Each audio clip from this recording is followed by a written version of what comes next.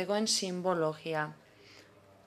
Berak hipotesi batzuk landu izan ditu hainbat urteetan zehar, eta hainbat gako eman zizkigun, gakoietatik abiatuz sortu zen gure filmaren istorioa. Simbologia hori, guzti hori erabili dugu, dantzen simbologia erabili dugu, izan ere dantza guztiak mugimenduan dauden simbolotzat dauzkagu, eta bertako nekazari herri baten istorioa arilkatu dugu. Naturaren zikloekin zerikusia duen istorioa da, eta film osoan, bai koreografiai dagokienez, eta bestela ere, hainbat koreografia erabili ditugu, Juan Antoniorenak bere koreografiaetatik, eta simbologiari dagokionez, Juan Antoniok berak egindako lanetik datoz, 50 bat urteko lana daukatzean, oso interesgarri iruditu zitzaiguna, eta hortik abiatuta osatu genuen istorioa. Oso ongi, hor badugu galdera bat. Entzun izan diot, desente pelikula zitza egiten, baina Koldobika Jauregi nahiko nuke entzun, eta galdetu nahiko nioke pixka bat berearentzat nola izan den proiektu honetan lan egitea, eta simbologia guzti hori aurrera eramateko ze osagai eta ze kontzeptu irudikatu ditun, lehenagotik ere bazituen hoien inguruan hausnarketak eginak, edo elkarlanean eta proiektuan aurrera eginala jundan bea sortzen, eta pixka bat horren inguruan Koldobikak esan dezaken. Bueno, simbolo munduan interesaidak. Osea, ni normalien eskulturan artean erabiltzean simbologi munduak badut ja simbologi mundu bat. Horretzekin, Juan Antonio egin ere topo egin nuen nian beti hori interesetzi zaidan pilo bat. Osea, dantzan atzetikan, dantzan azpin, oinarrian, fundamentoko harri hoitan dauden simbologi mundua. Eta Telmorekin zinean proiektu hau ere, hori ikusi gendun zela zati garrantzitsu bat. Ez bakarrik dantzak, betiko kontestuan ikustea, baizik beste kontestu berri bat sortu behar zala. Eta Juan Antonioren simbologi mundu horrek, dantza simbologi eta sentidua mundu horrek, ematen zizkigula ja oinarri batzuk gidoi eta beste planteamendu erabat ezberdina egiteko. Esan bat zegoen, igual, hasieran beti zegoen arrisku bat hor planteatzen zara simbologioi erakusten bada oso garbi ez alda galduko dantzaren zentzua. Hoi ere zan gauza bat hor erdian zegoena, ez da esploratu beharra zan ze puntok arte kontatu behar zen gauza simbologia horren bidez, ez da? Nik uste dut ala ere hor dagoela, gehiago esploratu nahi duenarentzat barrun daudela.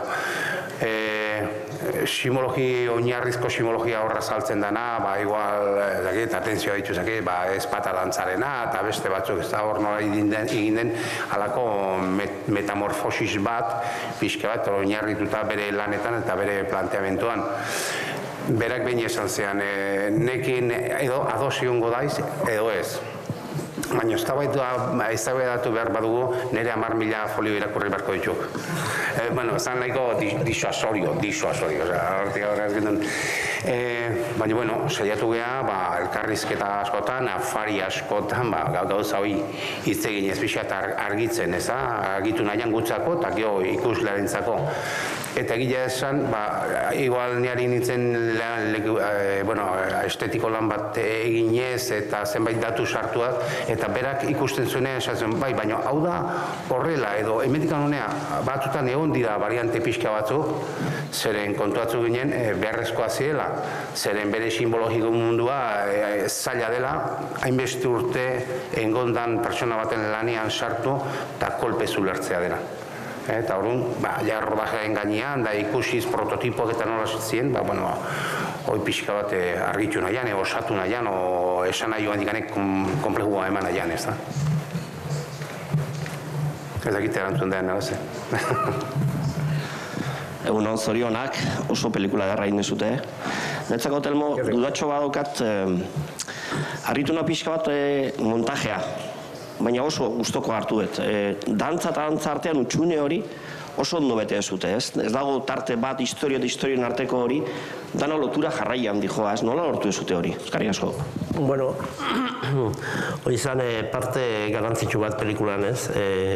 Dantza batetik bestera nola pasa, nola jokatu, eta, bueno, transizio horiek nola baitenak oso pentsatuak daude, historiarekin oso lotuak, lan handia, ez? Adibidez, arbola hasten dan hori oso komplikatu izan da, digitalez egin da, Ranchitok egin du lana, pelikulan.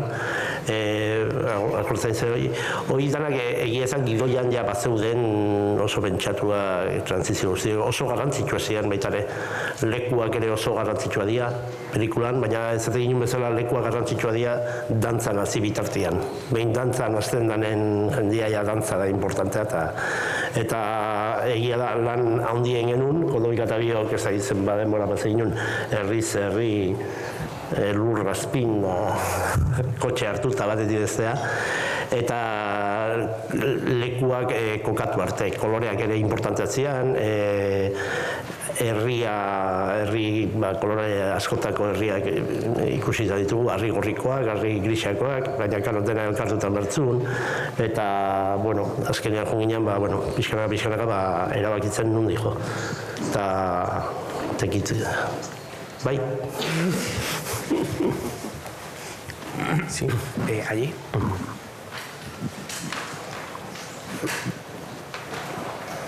Sí, hola. Quería que... Bai, jakin nahi nuke, eskertuko nizuka azalduko ze bazenute jantziak eta bertako alderdi kromatiko osoa, izan ere pixua handia du filmean. Nola diseinatu dituzue jantzi horiek? Nola egin duzu hori guztia? Bai, konplexua izan da, urte batzuk behar izan ditugu, proiektua martxan jarri zenetik, lehen dantza egartu behiten egin genuen eta gero transizizko elementu guztiak gehitu genituen, izan ere momentu horretan dantzak ziren osatuen geneuskagunak, argute dantza ere hor ikusten da, bertako dolarean, eta gero urte batzuk igaro ziren desesperazio urteak izan zirenak, xosik ez genuen, ez genekien filman hondik atera, eta 4 urte iraun ditugu momentu horretan. Eta urte horiek balio izan digute berriro ere pentsatzeko, zertan genbiltzan hausnartzeko, eta filmeak badu nolabait garapen zentzu bat, evoluzio bat, ez dut dena azalduko, bestela ez duzu zerkusik izango gabean, baina egia da lur agor batean hasten dela eta gero ziklo osoa osatzen dela, oso garai ezberdinetan gainera, naiz eta dantzariak beretsuak diren hasieratik bukaeraraino garaiak ezberdinak dira. Filma bera ere aldatuz doaz, kromatikoki lur eta jantzi agorretatik, lur eta jantzi koloretsuagoetara. Gama kromatikoa ez da asmakizun bat, nik erabiltzen dudan gama kromatikoa da, eta ikusi beharrekoa iruditzen zait, beti ere jantziekin lan egiten dugunan iruditzen zaigu, herri bat osatu behar dugula, irudi bat, eta hor agertzen dugu euskal dantzen mundua, eta zen zer ikusi duten dantza horiek munduko beste dantzekin.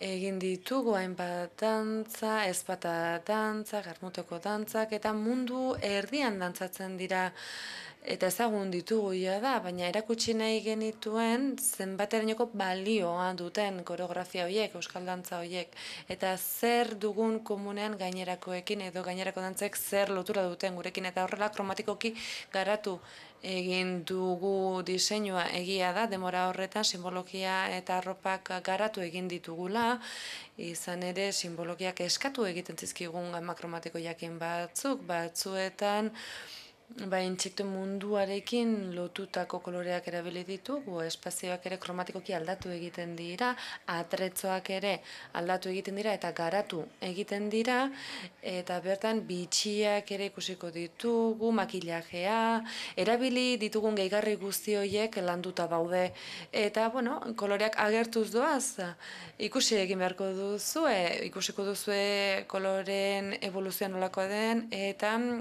jantzien konplexu maisutasuna ere nolakoa den.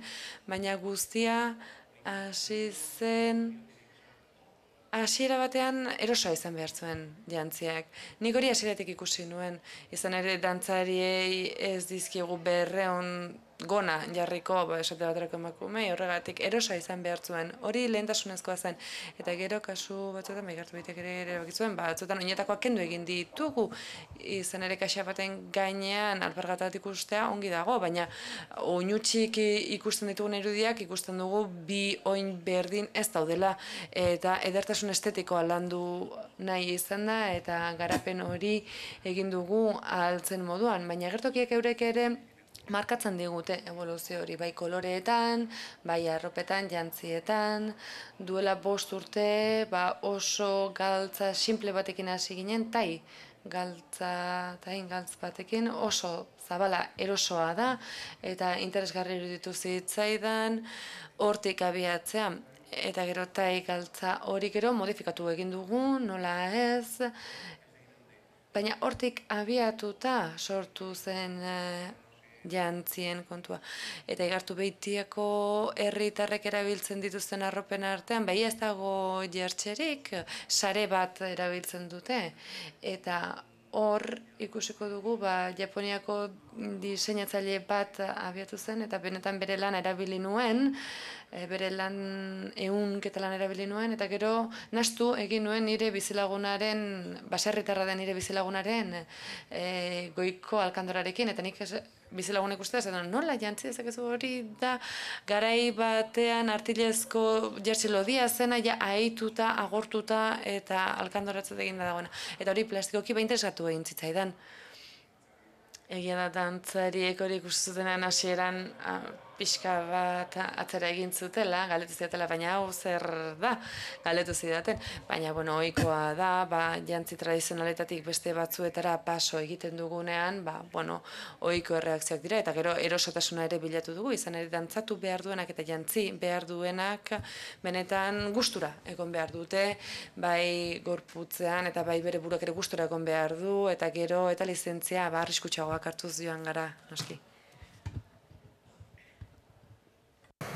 Nik Telmori nahiko nioke, ia nola sentitzen den publikoaren aurrean bere, ez dakit proiektu personalena den, baina film berezia hau erakutsi atarian, nola sentitzen zaren, eta gero zergatik hartu zenuen aukera musikalarena edo fikzioarena ondare koreografiko hau dana pantailara eramateko dokumentalaren ordez. Bi galderatxo horiek Telmorentzat. Lehenengoa, nahiko lasai nago. Beste pelikulekin asko zurduriago egon naiz aurkezpen egunetan nola. Eta honekin dauka sensazioa badakit zer eginetan, badakit ze pelikula mota dan, eta nolabait lasai nago nire buruekin. Eta, momentua iritxea da, gero eta orduriago jarriko naiz, baina momentuz ondo sentitzen naiz pelikularekin, harreman ona utzi berarekin. Eta gero, zergatik aukeratu detan hau eta ez dokumentala ez. Nik dantzan beti pentsatu dut proiektu honetan bi pelikula daudela edo egin zitezkela. Eta bat zan egin dugun pelikula, hau da nik hasieratik eta nahi genuena egin, fikzio bat egin, erabili simbologi guzti horiek eta eraiki historio bat, dantzaz dantza kontatzen zena. Eta bestaldetik beti pentsatu pelikula honek emango zigula aukera dokumental batzuk egiteko baitare, eta egiten dokumental batzuk, esplikatzen pixkat horatzean dagoen simbologia guzti horrekin. Baina, printzipioz, beti danik aukera pelikula hau egitea zen fikzioa. eta bi proiektuak eta biak gauzatuko dira eta ikusiko dira biak, eta ez da gizatik nahi nun hola hau egin eta ez beste gauzak aztezea lanean, hasieran ez dakizu, zer egingo ezun, aztezea berriketan batekin, Juan Antonioekin elkartzen ginean bakoitzen, murgiltzen ginean simbologia guzti hortan, bere lan hipotesietan, da ikusten nun oso interesgarria zela eta oso potentea litzatekela fikzio bat egitea simbologi guztiak erabiliz eta hortan ibilia.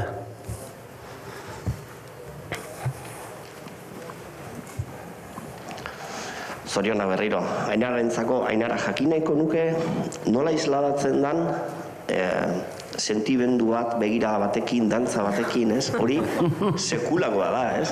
Ez ikasteare neko genuke, ez? Nola izan da oso polita. Oso zaila da, ze hasteko ni administratiba naiz eta ez aktorea orduan are gehiago. Eta Telmok eskatu zidan begirada batekin irri egitea edo begirada batekin sentimendua eta egan egiten utzi nion. Eta jazta. Zaila da, baina sentimendua da. Igual también los otros dos... Behar bada gainerako bi aktorek ere erantzun zen zakete. Zaila izango da, dantzan egitea kamera bat itzuli inguruan daukazuela, ez da? Hori planteatu zutenean, ni gustora esan nuen baietz, ze azkenean esperientzia ezberdina izan da eta positiboa guretzat. Azkenean da gure mundu horretatik ateratzea, ez, eta janzkera ezberdin bat eukitzea, dantzetan ere bai moldaketa batzuk egitea, pelikula bat izan behar delako. Eta bai, arraroa zen, baina aldi berean kamera aurrean zenuen eta dantzatzen zuen denean, ez zenuen hori sentitzen. Azkenean dantzan zuen den eta eroso ere bai. Bai, batzutan bai, plano gertu bat egiten zizutenean edola, pixkat urduritzen zinen, baina eroso sentitu naiz nire kasuan. Ez daukat asko gehitzeko. Azken batean, hainbeste grabazio orduta gero ahaztu ite zaizu kamarak hor daudela eta Amaiak esan duena dantzan jarri, guk hori da egiten dakiguna. Esango genuke aktoreak ez garela, baina interpreteak bai. Hori sinistu erazi digute behintzat, eta hortan saiatu gara, eta pozik oso esperientzia ederra izan duda, potentia, eta gozatu duguna, dantzan gozatu dugu. Ni gauzatxo bat gehitu nahi dut, eta garbaiek dantzaria dira, ensaiotan ordu terdi, ensaiatzen dute, aktuaziotan ordu terdi dantzatzen dute, rodaje baten 10 orduz dantzatzen eduki ditut. Rodajeak gola dira, errepikatu, hemendik egin behar da, bestaldetik, eta oso gogorra izan da, badakit. Eta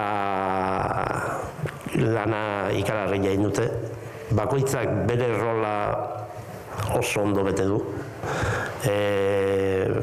denak, baina ez hemen dauden 5 bakarrik, baiz eta 200 dantzaria saltzen dian hortan ere, bakoitzak oso ondo bete du bere rola, eta askotan galdetzea aktori gabe nola moldatu nahi zen, eta ni esatet, ez di aktoreak interpretea bai, ohituta daude holtzara igotzen, ez dakite aktorea diala, baina badira.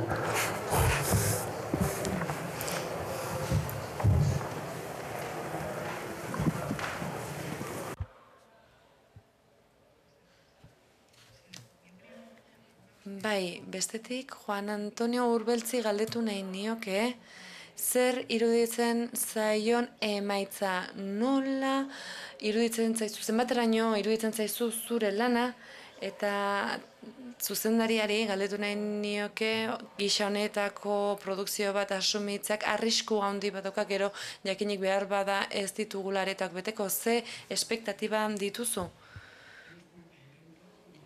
Ni oso pozik nago emaitzarekin, oso importantea da bertan parte hartu dutenak ere pozik egotea, hori da niretzat garrantzitsuena. Bada beste alderdi bat interesgarria dena, Koldo Bika Jauregirena, izan ere bertako funts simbolikoa eta metodikoa, benetan ez ezaguna da. Euskal dantzen atzeko simbologia hori oraindik ere ez ezaguna da. Europan funtzionatzen du mundu metaforiko horrek, eta bertan entomologia bat badago tradizioien atzetik benetan bizirik dirauena. Ezpata dantzak ikusi ditugu, eta ezpata dantzetan suposatuko genuke arma bat daukagula eskuetan. Dantza batean arma bat agertzeak gerra dantza izan beharko luke, baina ez dauka inolako zer ikusirikarekin. Atzean topatu dezakeguna moskitoa edo espada izan daiteke, izanak bera ere antzekoa du. Ezpata luzeetako edo ezpata motzetako dantza horietan ezpata hori intsektuaren luzagai izan daiteke. Bizkaiako ezpata dantzan erasotzen dudanean, ezpata edo labana nire luzapena da. Eta beraz, ezpata dantzari bat naiz. Ez ezpata, bera, espada, ezik, eta ikusten dugu hori argi dagoela, eta atzean dagoena, zer dagoena ikusi behar dugu.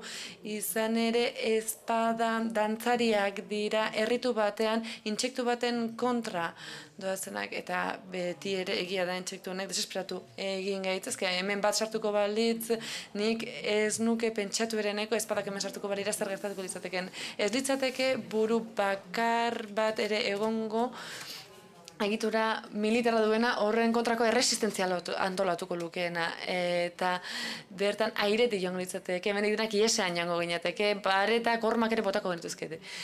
Fenomeno hau ikus dezakegu Ingalaterra iparraldean Yorkshireen, eta hemen ere bai, hemen ikusitako ezpata dantzan, Telmok filmatutakoan 2 zati daude. Bata ezpata zintzurra edo aztarria mozteko erabiltzen dena, eta hori, dantza hori unibertsalmente ezagutzen da, la degoiada, deitzen zaio gaztelaniaz, eta horren atzetik ezpata dantzarien kapitaina ezpaten gainean jartzen da, eta igo egiten dute. Beraz, hor badago eriotza bat eta biziberritze bat. Yorkshireen oso interesgarria da, izan ere eurek ez dute ezagutu ere egiten. Bertan kapitainak bere kapeluan bertako azeri disekatu bat dauka, eta inork ez daki hori moskitoaren metafora bat dela, eta azeria eta moskitoa edo ardatz batek lotzen dituzte, eta ardoa da horien aditzak. Maria Molinerren iztegian moskito esaten zaio tabernara sarritan joaten den gizakiari, eta gure herrialdea beteta egonda.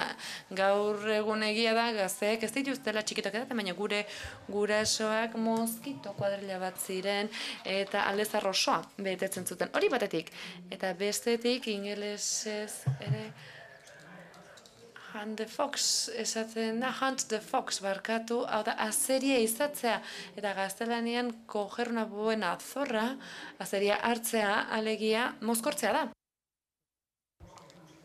Eta beraz, Yorkshireko kapitainaren gainean dagoen azeri hori moskitoaren simbolo besterik ez da. Eta oso interesgarria da, izan ere moskitoa bera historia aurrea da, historia aurretik atzerago ere dago. 300 milioi urten daramatzan gurekin. Benetan betiko iraungo duen intsektua da. Ozeanoak bete ditu odolez, bai animalitatik, bai gizakietatik. Eta Bram Stokerrek dagoeneko egin zuen Dracula 19. mendean, eta bertan jarri dio moskitoari izan duen sexu zama hori, edo izaera hori. Zer esan nahi du honek? Moskitoak berak, eta irudimen maskulina erabili behar dugu. Moskitoa hor dago ederra ustekabean harrapatzeko lotan dagoen bitartean, eta gizonezkoak beti egin dugu ametxe horrekin. Uste dut benetan lorpen handia dela, azken batean Telmok egin duena eta Koldobikak lortu dutena, eta benetan asmatu dute, baita bertako dantzariek ere, noski. Ni benetan oso gustura eta arronago egindako lanagatik, izan ere oso zaila da, jantzi tradizionalik gabe, zuzenean, filmaketara joa eta dokumentu alde batera uztea eta benetan argumentuz beteriko dantza bat egitea mundu tradizionalarekin. Oso komplikatua da eta ohorezko matrikula irabazi dutela iruditzen zait.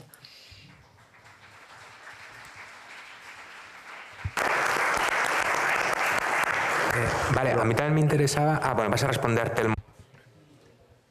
Bai, nik ere bigarren galderari dagokionez, ez dakit nik iruditzen zait Marianek hobeto erantzungo diola bigarren galderari, finantziazioari dagokionez eta produkzioari dagokionez. Ni ez naiz galderaz gogoratzen, barkatu ahaztu egin, zait ni beste mundura naiz. Bai, aipatu dugu finantzatzeko eta saltzeko zaila den filma dela.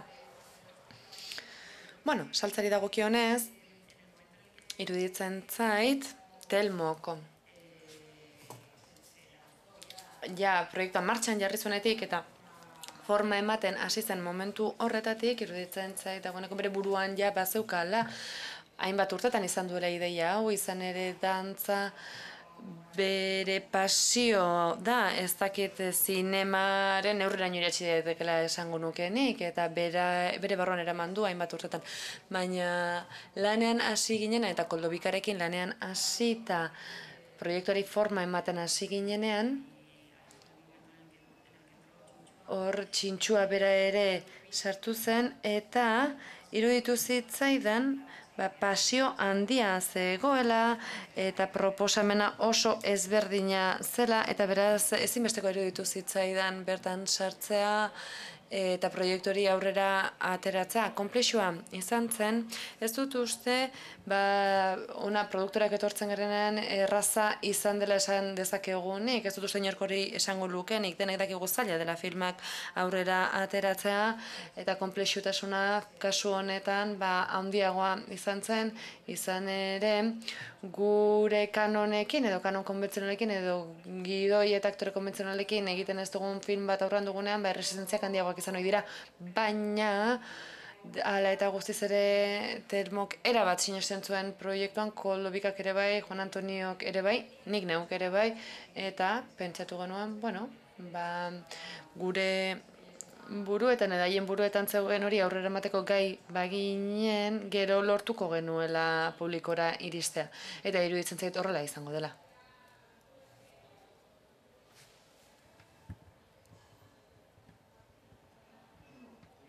Eta, iaz, G-Local in Progressaria irabazi zenuten, eta jakin nahiko nuke, nola izan den urtebete hau zuen lana pelikulakin, eta nola izan den impultso hori sariarekin, eskerrik asko.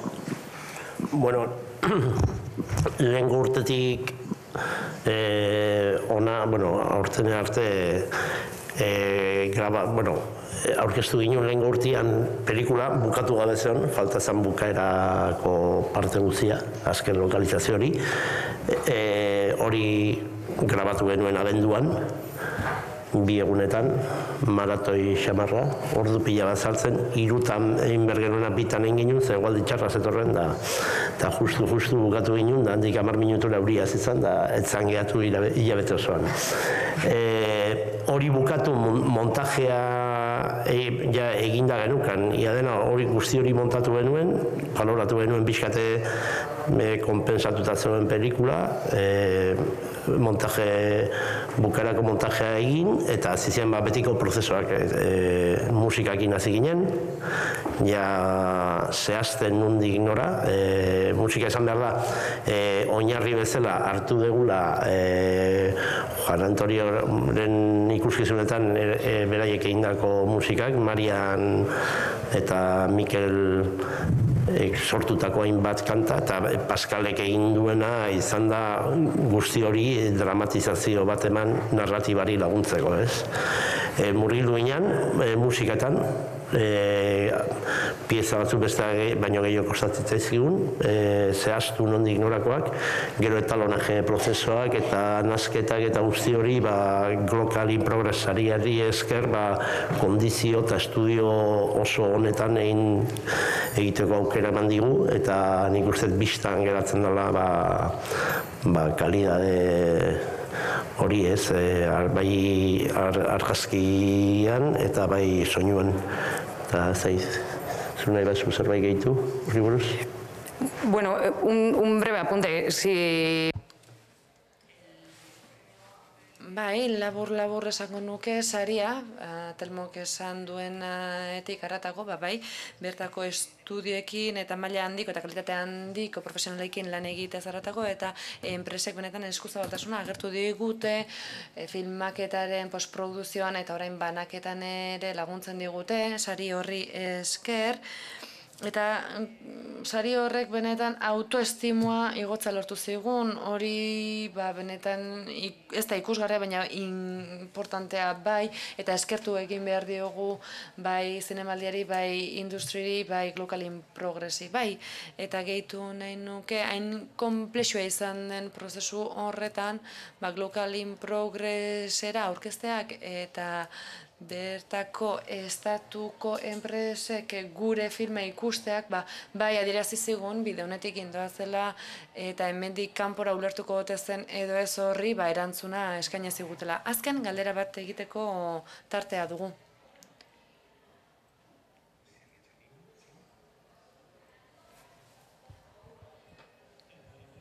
Egin duzu pixka bat honi buruz, zorionak film oso ausarta begitan du zait eta zirraragarria tarteka.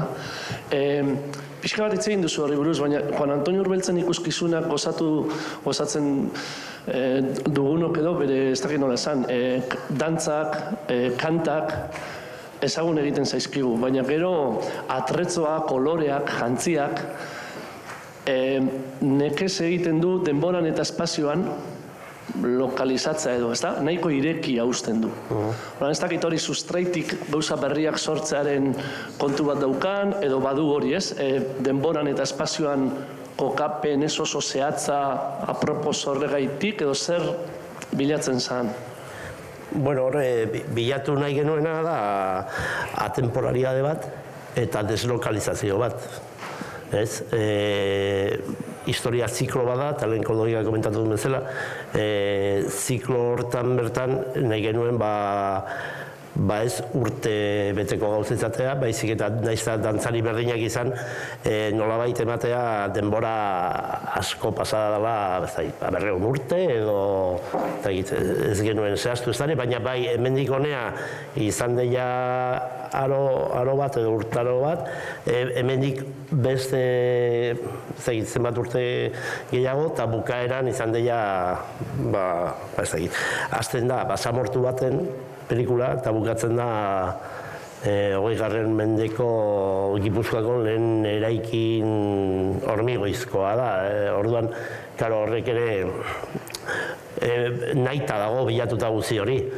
Baina intentzioa hori izan deslokalizatu erabat, edozein herrialde izan zitekela, eta jokatu denbora horiekin ez, pixkanaka, egurrekin hasten da batez ere, eta gero metalak zartzen dira, eta pixkat badago joku hori. Vale, pues muchísimas gracias y espero... Besterik ez eskerrik asko eta estrenaldia ona izango dela espero dugu. Txalo bere bat.